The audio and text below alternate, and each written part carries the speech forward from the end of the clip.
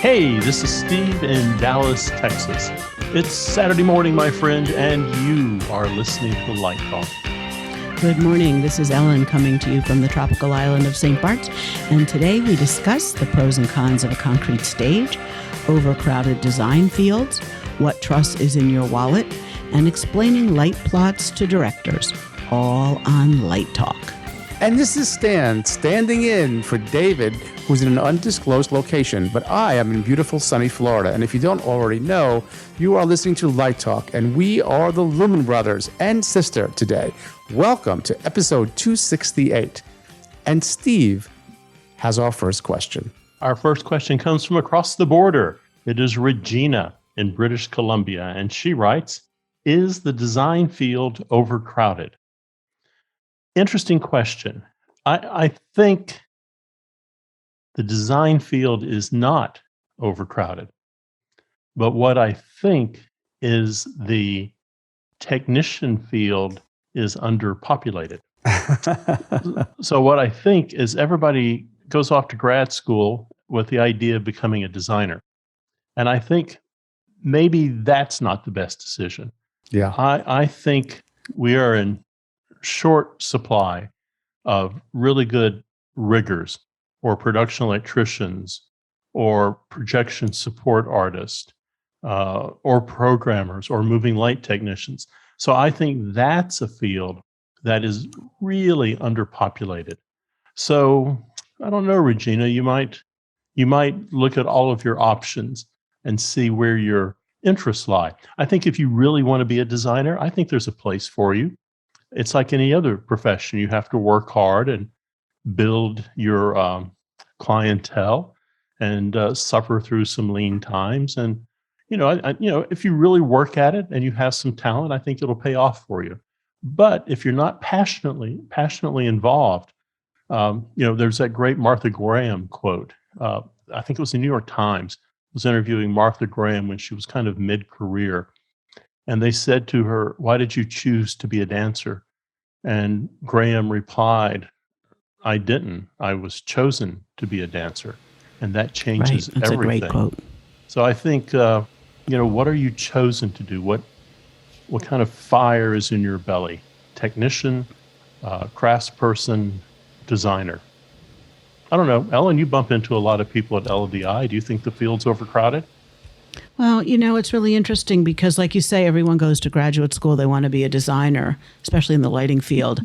And up until last year, I might have said, yeah, I think the Broadway lighting field is very crowded. All the Broadway design fields are crowded. And a lot of people don't retire. Not that they should, but some people in the Broadway lighting field have had very long, very prolific careers. But one thing that's really interesting this year is that when the Tony nominations came out last week, there are more newcomers in every category than I have seen in the past probably 10 years. So I think that's a really good sign for the next generation of designers who are moving into fields that may or may not be crowded, but there certainly is room for talented people coming up. In terms of lighting programmers, I think it's a field where there's a lot of room. And a really good programmer can make a really good living. And the good designers are always looking for them. And I think it's important for the programmers to develop a really close relationship with the lighting designers, the way the designers develop their relationships with directors. So the minute the director says, "Hey, Stan, do you want to light my upcoming production of, Flying Dutchman?" You know exactly what programmer you're going to call in for that kind of a large opera. I think those are important relationships to build. I like the way Steve twisted the question because I think he kind of changed the question in a sense. And I think he is right to talk about the underpopulation in technology. I would say I can't make a judgment. I don't have any statistics about whether something's overpopulated or, what is the word? Overcrowded. I think in our field, let's just call it design more broadly, depends on the kind of person you are. Some people would argue that you should really be a specialist and be excellent at that one thing. And if that's you, like Martha Graham's quote is beautiful. It's like, dance chose her as opposed to she choosing dance, right? It would be another way to sort of say that. I think the theater chose me for certain reasons. The arts chose me. But I also like to think about, some people are Renaissance people. Some people are multi-talented. Some people need novelty all the time, like me. I'm always looking to do something a little bit different. So I think you have to kind of find out who you are, which is back to Steve's point. And if you're a designer and that's your thing, man, you should just go for it full force. I wouldn't let the field deter you. But at the same time, you got to sort of, if the world is telling you you're a great technician, then don't fight it. If the world's telling you you're a great designer, then go with that. And I think I'm the decent designer, and I'm also a decent technician. And I could probably be a decent stand-up comedian too if I really worked at it. So it's like, I don't know, are you a Renaissance person or are you a one-note Nelly, so to speak? But that I don't mean that to be negative, because you can be a fantastic person who focuses on one thing, a virtuoso in a sense. So I think you got to figure out who you are, and that just takes a little bit of time. And it's nice to see, new people coming up. It's nice to see all of that happening. So I don't know if that answers the question. There's just some thoughts on it. Is the answer simple? Like, if you're really good, it's not overcrowded for you? My wife, who taught art education for many years, had a saying that she would tell her students, and they weren't in the performing arts, but she would say, if you get good enough at any one thing that you really love, somebody somewhere is going to pay you to do it. I think that's true. Yeah, I think so. But I wouldn't let it. But I wouldn't let the notion that, there's a lot of people competing for this, therefore I'll choose something else. And this sounds like something a parent might say. If you're kind of, I think you got to follow your muse, whether it's you want to be a surgeon or whether you want to be a designer or whether you want to be whatever you want to be. Even if you want to be an insurance salesman, it's whatever it seems that you really kind of are drawn to or pulls you in. Sometimes life happens to you, like you were talking about earlier, Ellen, then how you respond to it. So it's sort of like paying attention to life and listen to the music and dance to the music that the world is playing for you, to be poetic. Mm-hmm. Well, I have the next question, and this comes from Casey in Utah, and she asks, how do I explain my light plot paperwork to a director? I like this question because it's sort of like, I want to also put in choreographer there, so not just directors. Let's say directors and choreographers, because I think of theater and dance together. The question is, should you really be doing that? Is it useful to do that? And are there other ways in which you could? What is the goal in doing that? Do you want that person to understand? If you want that person to understand all the tools you have, maybe if they understand how to read a light plot, maybe if they maybe not at all, because it's going to not mean anything to them. It's just going to look like a bunch of symbols on a piece of paper. So let me just go off on a tangent a little bit and see where this goes. I know choreographers who are pretty good lighting designers, and they could scan a light plot and a section pretty fast and say, those wings aren't wide enough. Do you have enough backlight? There are directors who can do that as well, who have enough experience to sort of critique a light plot. So you can explain it in technical terms if they have that understanding. If they don't do it, because then it's like they're going to look at you with googly eyes. Say, what are you talking about? Like you're speaking Greek. So then it's not necessary. And I would say, if your intention is to explain your artistic goals, a light plot's not the way to do it. That kind of paperwork isn't helpful. That's technical paperwork for technicians to be able to execute and hang lights and put them in position and focus them. That's what it's for. It's not necessarily, you have to interpret it to sort of what you could do with it artistically. And I think there are better tools out there to show a director or a choreographer your lighting ideas nowadays that are better than a flashlight and a piece of gel, right? So we've talked about that plenty on the show. So how to explain it to them? Figure out if they understand drawings and they get it, then fine. If they don't go there. That's my opinion. Yeah, that was going to be my first reaction was, why do they want to look at it? Seems to me they want to judge the end result and comment, tweak from there. Unless they're highly knowledgeable and can interpret what that light plot means artistically for them. And some people can, I think. So Casey, why do you feel you want to communicate that way to a director. It almost feels like the set designer showing them the working drawing of how a platform is made. I think most directors are going to want to have a different type of conversation. And I'm not saying you are, or I'm not saying this director is, but I think sometimes if you're not careful, when you pull out a light plot and go through a light plot with a director, really what you're doing is you're giving yourself an escape clause. Well, I told you there were only 5 par cans back here, and I can only cover half the stage.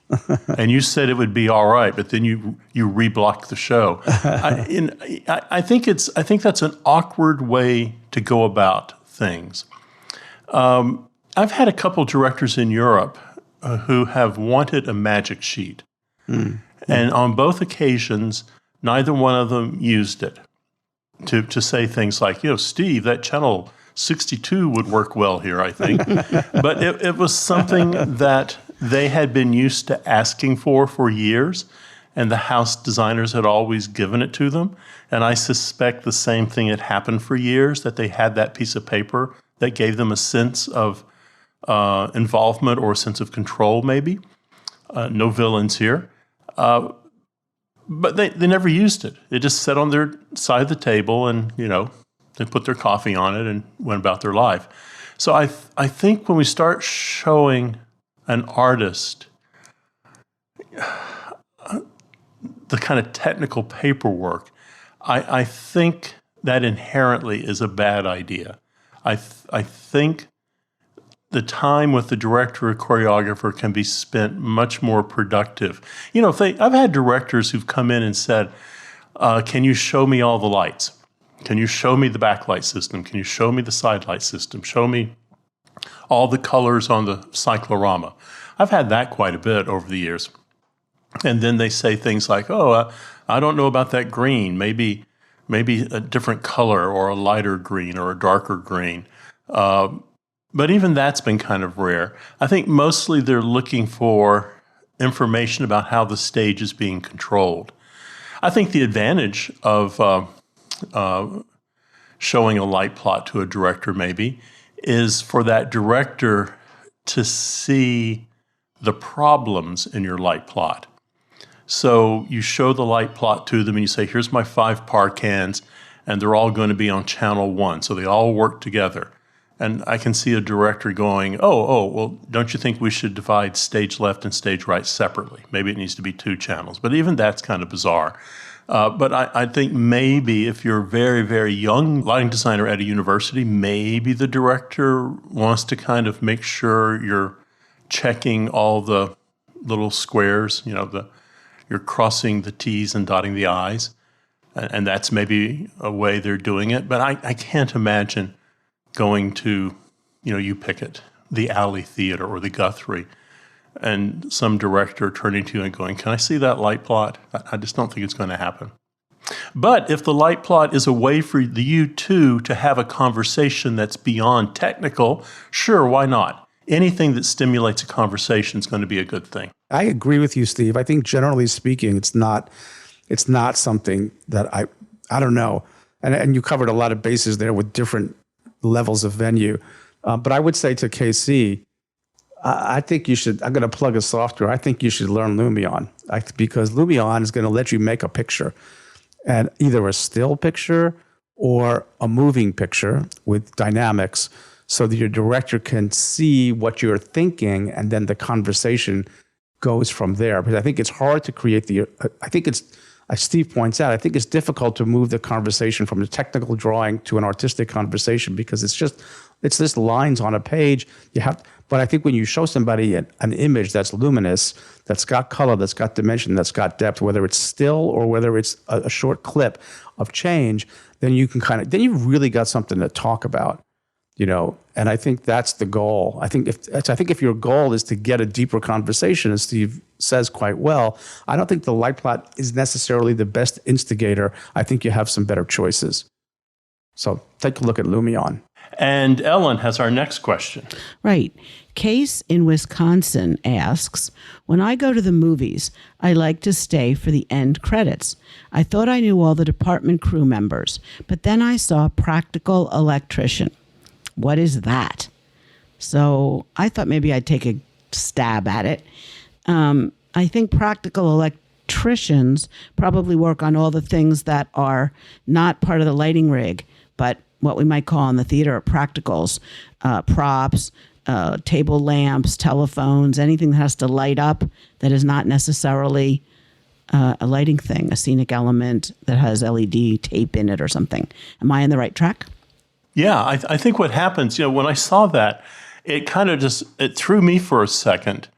And I can see how you're sitting there reading all the names down and you go, practical electrician. Oh, the electrician who has practical sense or practical knowledge. But Ellen's right. In the theater world, we refer to all of those non-theatrical things as she listed as practicals. The same way if you look at the end credits, you see a rigging electrician. The rigging electrician is the person who's handling the support and the transportation around the set of these lights that are on trusses or how they're routing cable around. So there's 5 or 6 electricians you're going to see on a movie shoot, unless it's teeny tiny, and then the gaffer is doing everything. I never heard the term before, and it sounds absolutely logical. And while you were discussing it, I looked it up because I didn't know the answer to that. And sure enough, that is what it is. I'm glad we knew. So, Case, I hope that answers your question. I've never seen one. I've never seen that in the credits either. I wonder if it's a relatively new term or new position, but it's right here on the internet. Well, I'm suspecting Case was looking at some Marvel movie.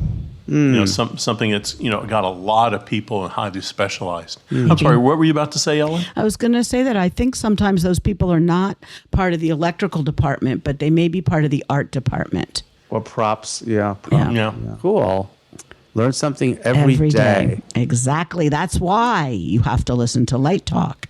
And today we are sponsored by Better Than Nothing Industries.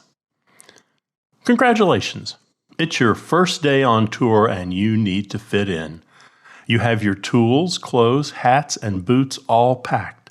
You have some cool tunes to play on the tour bus. And after searching for months, you even found a vintage 1977 Carlo case in storage in a warehouse outside of Nashville. That's right, you have a very cool road box with a history of scrapes, bangs, and bumps all over it. Yes, sir, Junior. You are ready to go on tour. But wait, how do you convince the crew you are a seasoned professional worthy of their respect? 2 words, my friend, junk drawer. That's right, you need a junk drawer in your road box. But it's your first tour, what to do? Well, the good men and women of Better Than Nothing Industries have you covered with our junk drawer starter kit. Now you can buy yourself years of instant credibility. Our kit arrives in a plain brown box. Open and pour the contents into your junk drawer. Every kit includes 6 guitar picks, 2 gel swatch books, a Hard Rock Hotel room key, a Verilite LDI variety pack consisting of a beer opener, sunglasses, and the promotional condom they gave out in 1988 at the very first LDI in Dallas, Texas.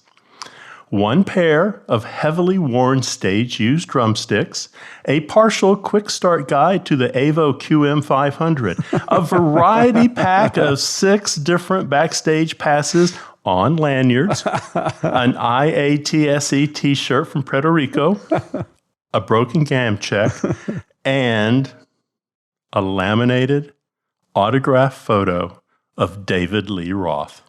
The Junk Drawer Starter Kit is just that, a starting point to build your life story, a story you can share every night on the bus for years to come. But what about the end of the tour? and your garage when friends come over. Face it, when your dad was your age, he already had a dozen mason jars with various shiny, rusty, new, old, bent and broken nuts, bolts, nails, and crap on his workbench. Order now, and with every junk drawer starter kit, we will toss in the homage to Dad. A mason jar with various shiny, rusty, new, old, bent, and broken nuts, bolts, nails, and crap you can proudly display on your workbench. It may not be perfect, but hey, it's better than nothing. Amen. Shipping now for the summer festival season. That's funny, Steve. Everybody needs one. Absolutely. Everybody's got one. They've all Everybody's got gonna one. get one. Yeah, and some stickers like of cartoon characters or something on the. Who was it that I saw a tour? Was it the acting company? I think it was the acting company, and they had their road cases were named after musicians like John, Paul, George, and Ringo, and then there were cartoon characters. There's a lot of a lot of creativity around those road cases and junk drawers. It's great. They're a badge of honor. They're a badge of honor. And now, back to Light Talk. Well, the sound of those rabid ducks means it's time for Let's Talk About. And today, Let's Talk About is all about concrete stages. Concrete. Right. Well, it's interesting Concrete because stages? the topic came up the other day. Someone posted online that their school wanted to build a concrete stage. And what did people think? And people jumped all over it immediately. No, Yeah. no, don't do that. You know, what is the use for such a stage? Well, it turns out it was like a multi-purpose room, and they wanted the floor to be even. So if they took the seating out, the retractable seats, you could use it for other things and it would all be one level. And then people brought up a lot of legitimate questions like, well, what are you using it for? Do you need a trap room? Where are you going to put your traps? Do you need a sprung dance floor? What about drilling and screwing into concrete to hold things in place? How about repainting the stage floor? What about a portable sprung floor? And the original idea was, well, you could put down a marley, but you can't really put marley on concrete because a lot of people responded, oh, we're going to get a broken ankle. The dancers aren't going to dance on it. You know, so really what is the use of it? And where should a concrete stage go or not go, I guess is the question. Well, this is I didn't know this was coming up today, and it's actually in my life at the moment on 3 projects. So let me just turn the question around a little bit. Well, what do you think stage floors are typically made of? Wood. No, not really. That's the top coat. So most stages are not sitting, it's not a wood framed stage per se. So in many buildings, the subfloor, as it's called, is often a concrete slab. It's now in older buildings, it's another story, but anything built in like the last 50 years probably does have slab. Right. Now, the question is what's on top of it, right? And how do you elevate that stage? So there's lots of, like, for example, we are doing one right now. The building was built in 1912. Okay. It's had a lot of additions. Now, to the point that people were asking, what are they going to do on it is really key.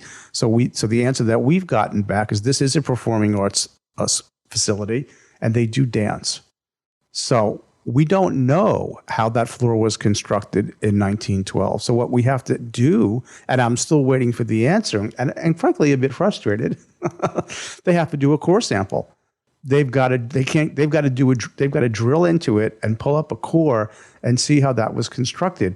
On another project that's also more like 1930s, where we're all going to put in sprung floors, we were able to find the original drawings, hand-drawn, 1930s, with a cross-section that shows the front edge lip of the stage, the nosing, and all the detail. And I know exactly what I've got down to the slab. There's multiple pieces of wood on top of that slab. But the issue is, if I'm going to put a Harlequin or some other manufacturer's sprung floor on, right, and usually we finish them with a hardboard, or what was used to be known as masonite, marley or linoleum or vinyl can always be put on top of that. We have to worry about the transition to the doorways and the transoms.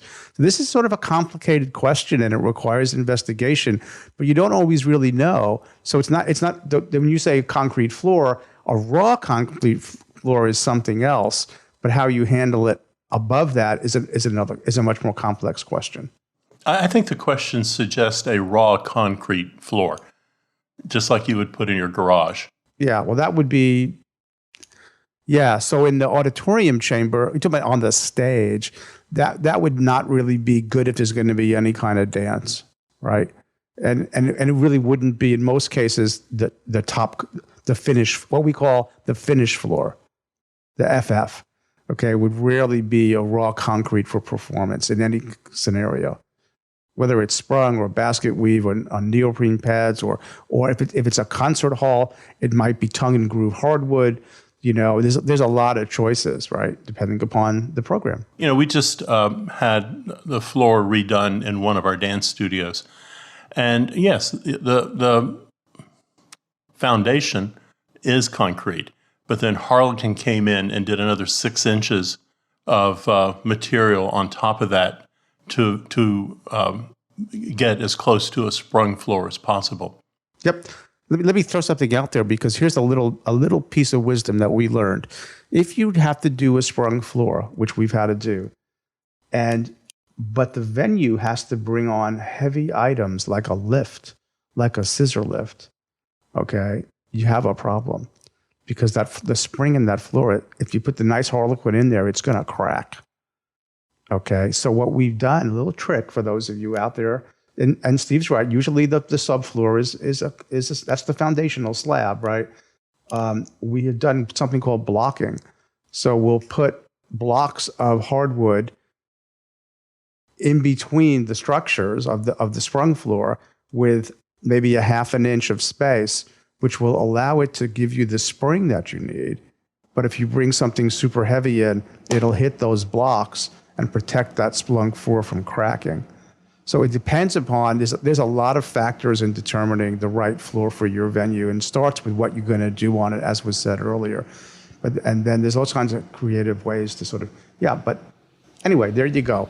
That's what I know about it. What about the stages that have multiple traps and large pieces of scenery are coming up from some basement trap room? Well, concrete can be done in beams. Mm-hmm. Okay, so it can be a poured in place floor, and then when it's poured in place, you'd leave holes for your traps. You'd plan that. And in fact, we're doing a project right now that might have what we would think of as a trap room or a room under the stage, mostly for storage, and we would use the pit elevator as also a freight elevator. So you can bring things down. And now the question is, once you've done that, it's not that much more effort to put a couple of traps in the stage. The question is, should you, right? Is the venue ever going to use them? I mean, how often does a trapdoor get used? How many plays or events require a trapdoor? So it's one of those nice to haves, right? But if you're building that, it could be, that's exactly how you would do it, Ellen. You could still have it, and the subfloor doesn't have to be concrete. You can build a floor other ways. It can be wood framed, it can be steel framed. It doesn't necessarily have to be a concrete slab, but that's typically, for what the foundations are made from. So depending on where you are in the world, up north maybe there's more basements, right, than down south where we don't do a lot of basements.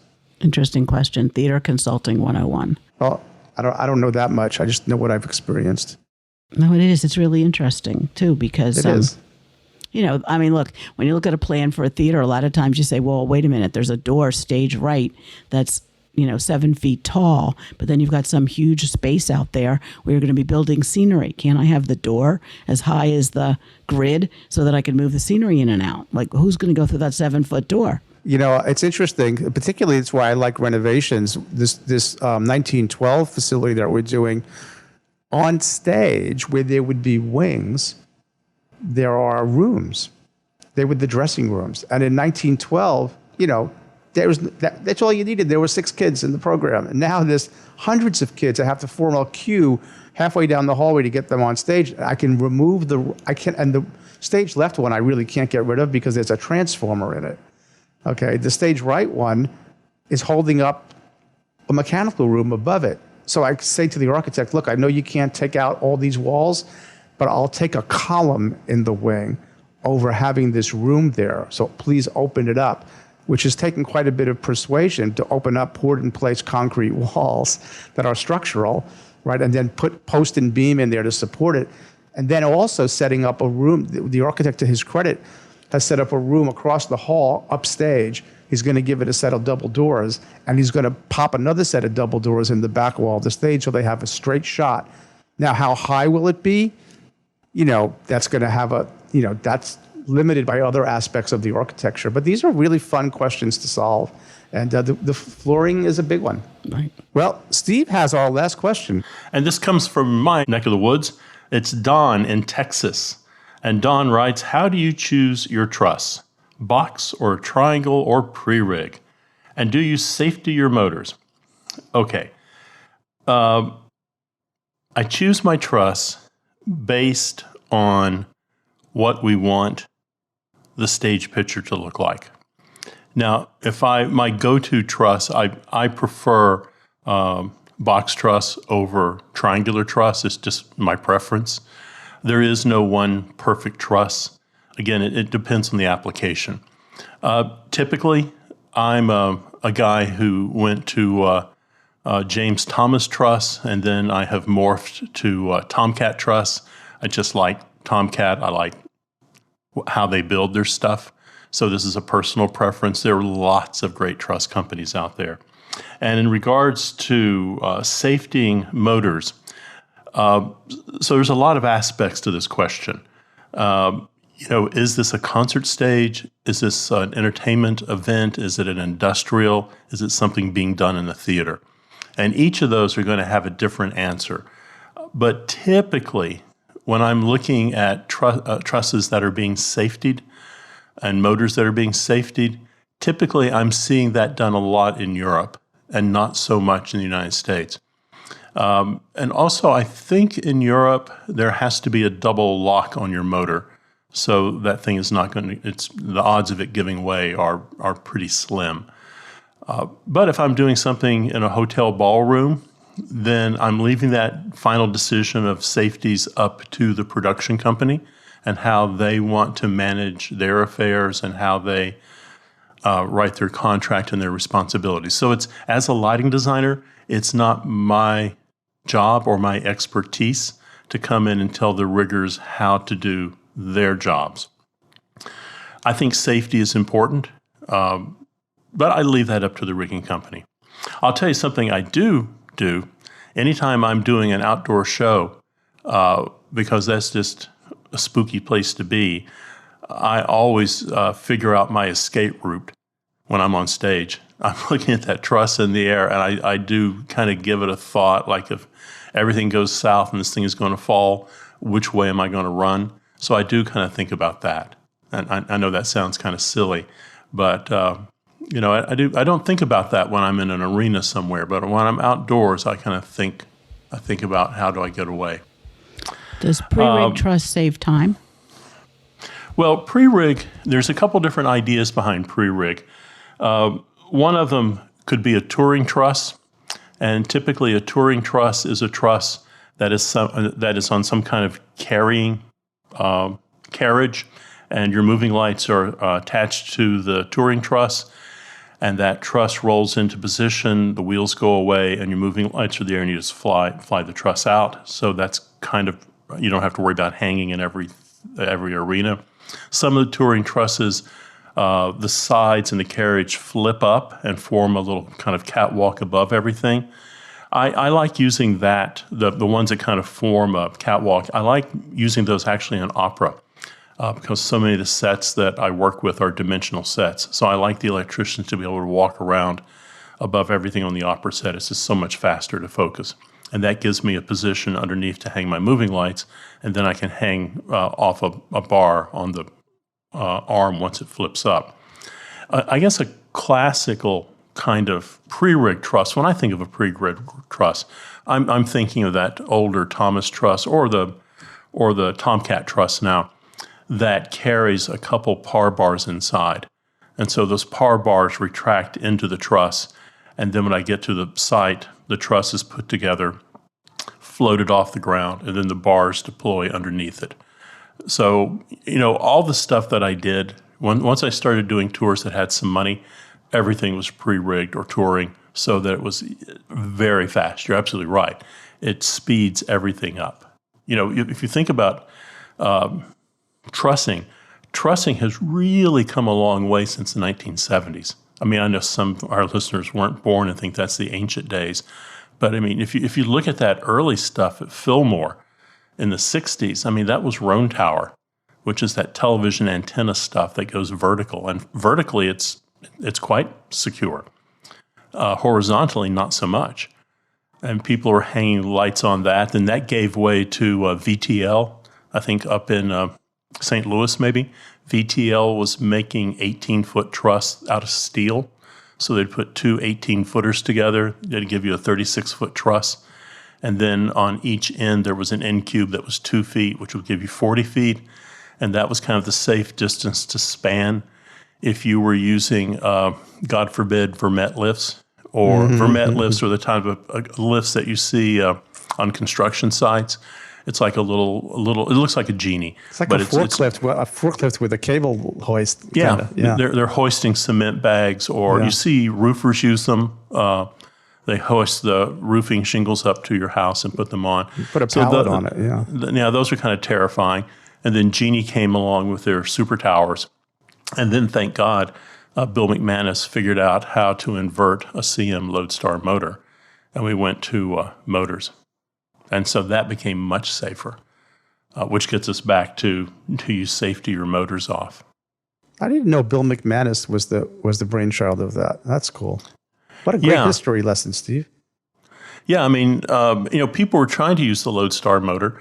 And if you think about how a motor is done in an industrial sense, or if you have it, you go into an automobile shop. Right. And you'll see, a 12 or 14 foot high ceiling, and there's a Lodestar up there, and they can wrap a chain around that and lift a motor out of a car. Yeah.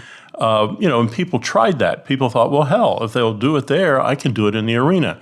Well, picture the idea of trying to haul a 60-pound motor 50 feet up in the air and attach it to the grid. That's just a really bad, stupid idea that never worked. McManus looked at it and went, aha, this is a good idea if I made the thing inverted. So he came up with the idea of how to get the points and plugs in the thing so they wouldn't fall out. I think he actually holds the patent on that, or held the patent on that. That's great. What was the name of his original company? I can't remember it now. Do you remember Bill McManus's original company? Was it McManus Enterprises or something? Something like that. Yeah. Yeah. So, I mean, Lodestar was not interested until he proved that it would work, and they became very interested. Interesting. Today, I had a visit from a woman who represents Creative Connors. It's scenic automation, and they make it in. It's really kind of cool. And I do a lot of automated rigging, and I was curious if I have some projects right now where they might be able to fit in, and I learned a lot about their stuff. They do a lot of custom stuff, and they are doing rigging, but they wouldn't call it. They're like a niche. But if you got you need a turntable. It's sort of like a version of Feller Precision. Remember those guys who did the really big stuff? But they're sort of doing it in schools. They're doing it in theaters. They're doing it. It's very interesting stuff. And they're based in Rhode Island, and they've got an office in LA as well. And so I had a very nice visit with their sales rep today. She came out to see me, and we had a good time. And I would like to use them as a potential vendor on some of our projects, because what I'm doing right now, that's going to have a concrete floor in the auditorium, ironically, but the auditorium chamber is going to have multi-purpose. Sometimes it's a banquet hall. Sometimes it's a drone rehearsal space. It's a robotics. It's going to be a science space, but they want rigging, and it's going to be huge. Right, it's going to need telescoping seating. So I'm getting to learn about a lot of technologies that I'm not particularly so well versed in. So I'm expanding my knowledge, and learning about what they have to offer is pretty cool. Anyway, the rockin' sounds of the Luminoids tells us that once again you've spent another morning listening to Light Talk. You can hear the show on Spotify, iTunes, Google, YouTube, livedesignonline.com, Amazon Prime Music, and just about every podcast site out there. Check out our website on lighttalk.org for future guests, and be sure to follow us on Facebook and subscribe to our podcast. That way you will not miss a second of Light Talk insanity. No guarantee is offered regarding the accuracy of any statements or opinions made on this podcast. However, if you do decide to litigate, the law firm of Flecht, Flocked, Flare, and Glare and their paralegal Snoot will defend us until our retirement funds are depleted. Light Talk is written and produced by the Lumen Brothers, coming to you from Gainesville, St. Bart's, and the Lone Star State. And be sure to join us next week when we chat about more useless things and explore the crazy shenanigans in our industry. Light Talk, broadcasting questionable Lumen knowledge and humor all around the world. We'll see you next Saturday morning, so bye-bye from Light Talk.